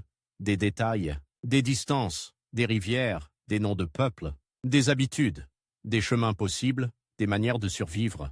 Et surtout une histoire qui peut se vendre, car Londres, à la fin du XVIIe siècle, est une ville qui lit, une ville qui achète des récits de voyage comme on achète des épices, pour le goût de l'ailleurs, pour l'illusion de posséder ce qu'on n'a pas vu. Les libraires savent que l'océan est une machine à produire des histoires, les guerres, les tempêtes, les îles, les peuples inconnus, les monstres parfois, ou du moins ce qu'on appelle monstres quand on ne comprend pas. Et au milieu de cette fin de papier, un homme comme Wafer a une valeur particulière.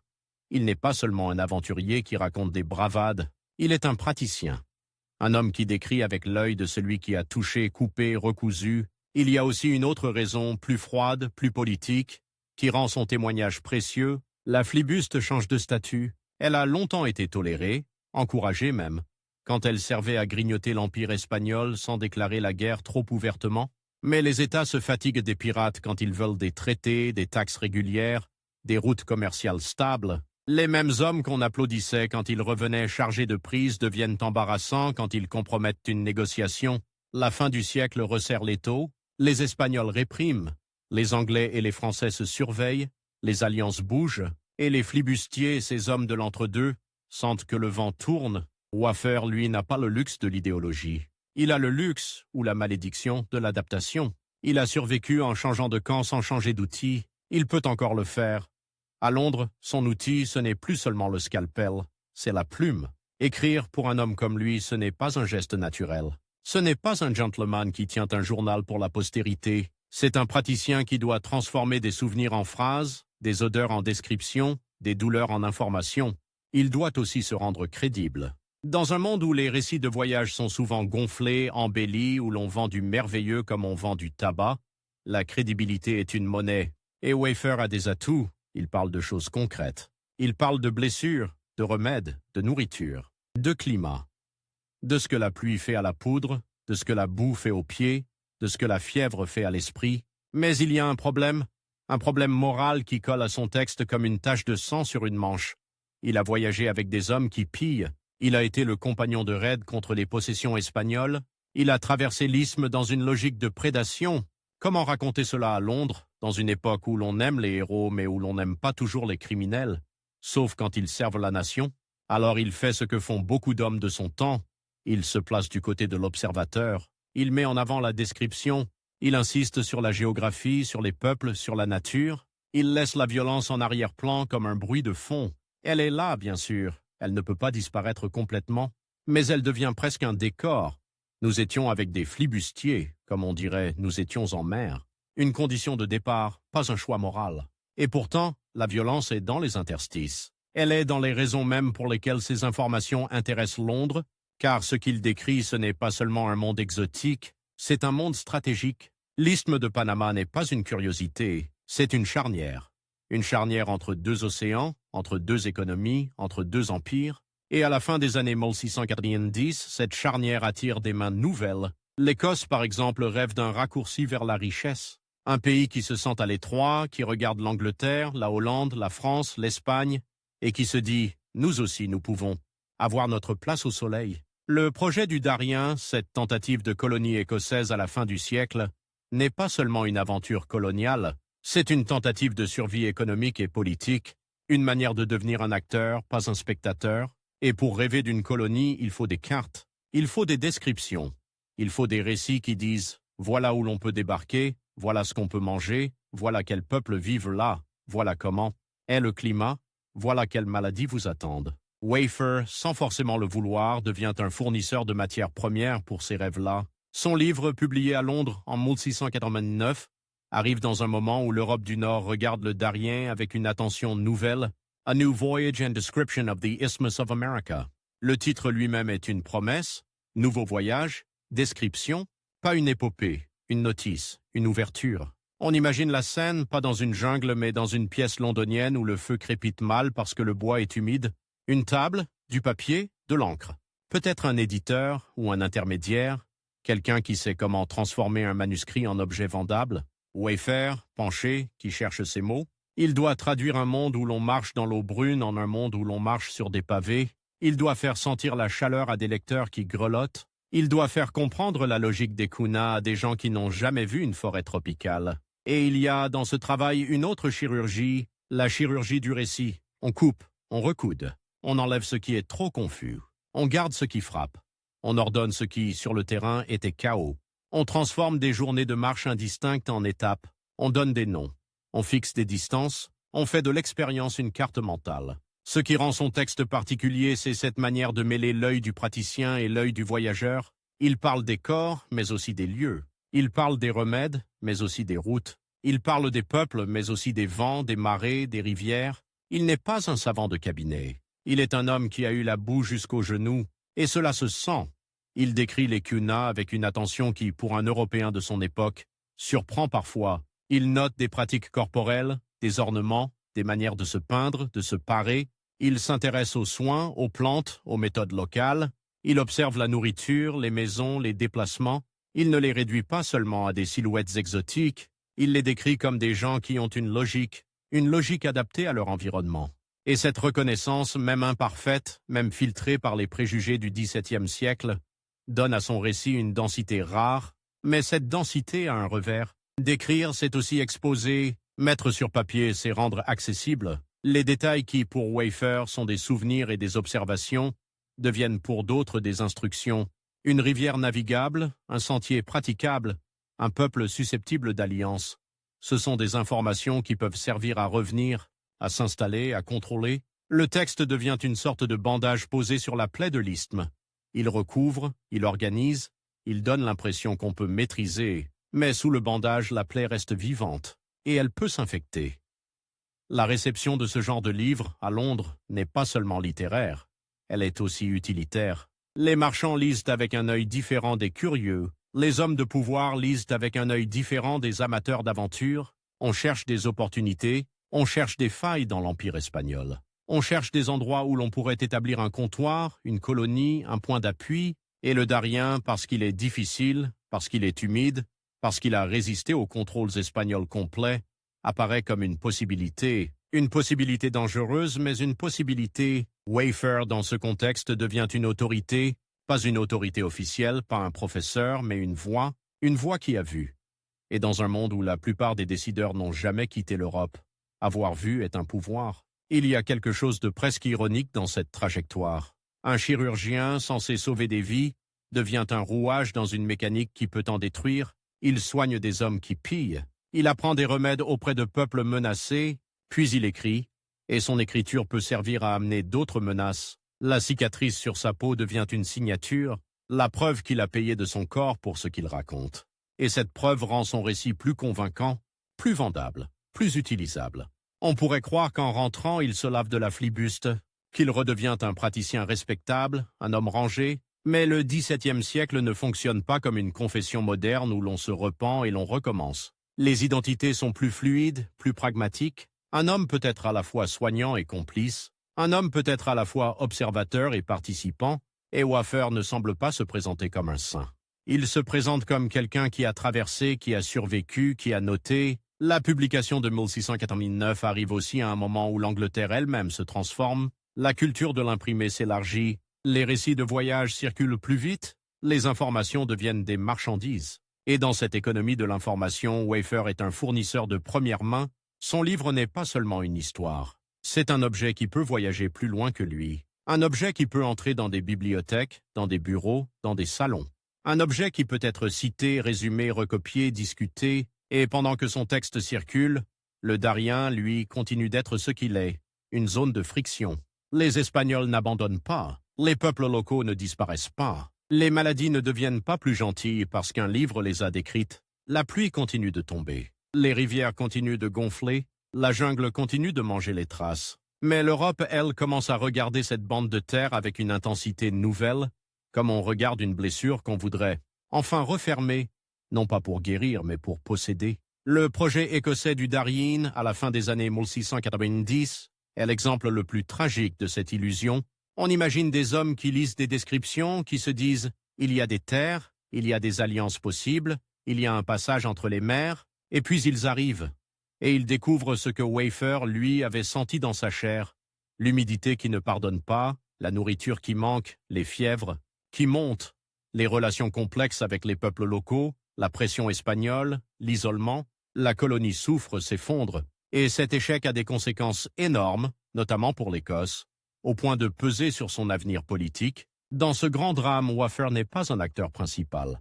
Il est un témoin dont les mots flottent au-dessus des événements comme une carte qu'on déplie trop tard ou qu'on a mal comprise. Ces descriptions, même précises, ne peuvent pas transmettre la totalité de l'expérience, elles ne peuvent pas transmettre la fatigue qui rend fou, elles ne peuvent pas transmettre la manière dont un bandage se transforme en éponge tiède, elles ne peuvent pas transmettre l'odeur d'une plaie qui tourne dans un climat où tout tourne vite, elles ne peuvent pas transmettre la peur, cette peur animale. quand on comprend qu'on est loin de tout secours. Et pourtant, on continue de lire. Parce que lire, c'est plus facile que traverser. Parce que lire donne l'illusion de maîtriser. Parce que le papier ne donne pas la fièvre. Wayfarer, lui, que devient-il après ce livre? Il ne devient pas une statue. Il ne devient pas un grand nom de l'histoire officielle. Il reste dans cette catégorie d'hommes que l'époque utilise puis range, les praticiens, les intermédiaires, les survivants.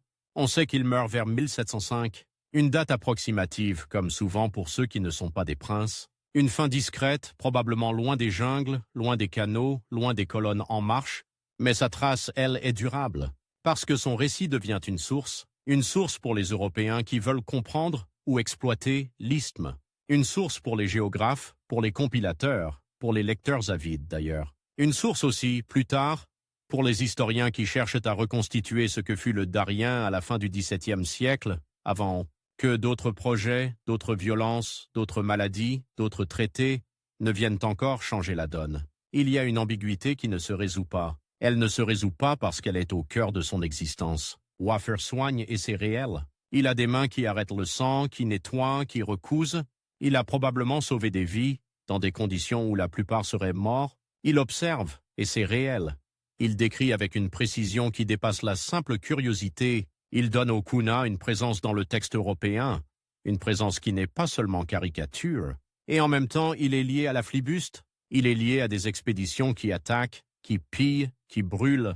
Il est lié à une économie de la violence. Et son livre, même s'il se présente comme description, peut nourrir des appétits coloniaux. La cicatrice et le bandage reviennent, comme une image qui colle. La cicatrice, c'est ce qui reste quand la plaie s'est refermée. Le bandage, c'est ce qu'on met quand la plaie est encore ouverte. Wayfarer, dans sa vie, a été les deux. Il a été celui qui pose le bandage sur des corps déchirés par la guerre maritime. Il a été celui qui porte la cicatrice d'une brûlure tropicale. Et l'isthme, lui, reste cette plaie entre deux océans. Une plaie que les empires n'arrêtent pas de toucher, de gratter, de vouloir suturer à leur manière. À Londres, on peut croire que tout cela est loin. On peut croire que la jungle est un décor pour livres. Mais Wayfarer sait dans son corps que ce n'est pas un décor. Il sait que la géographie est une force qui vous prend à la gorge. Il sait que les alliances sont des bandages qui glissent. Il sait que la curiosité peut être une boussole, mais aussi une excuse. Et quand il écrit, il fait ce que font les survivants. Il transforme l'expérience en quelque chose qui tient dans la main. Un livre. Un objet sec, propre, relié. Un objet qui ne sent pas la vase. Et c'est peut-être là le dernier paradoxe de Lionel Wayfarer. Il a vécu dans l'humide, dans le sang, dans la boue, dans la fièvre. Il a traversé un monde où tout se décompose vite, et il a laissé sur du papier quelque chose qui dure, une description assez solide pour traverser les siècles, comme une cicatrice qui ne disparaît pas, comme un bandage qu'on n'a jamais vraiment retiré,